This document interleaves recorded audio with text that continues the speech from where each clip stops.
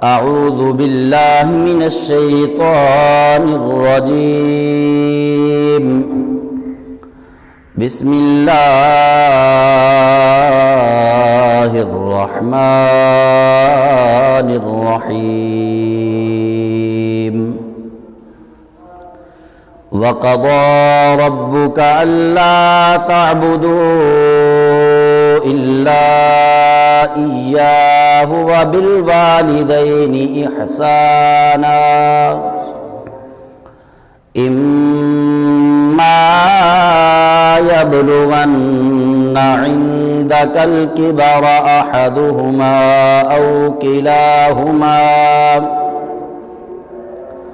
فلا تقل لهما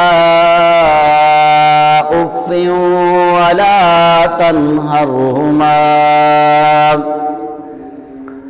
وقل لهما قولا كريما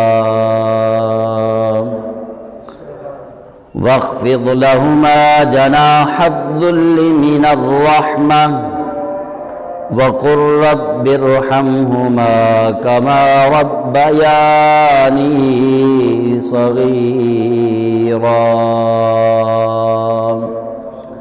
صدق الله مولانا العظيم وصدق رسوله النبي الأمين الكريم ونحن على ذلك لمن الشاهدين والشاكرين.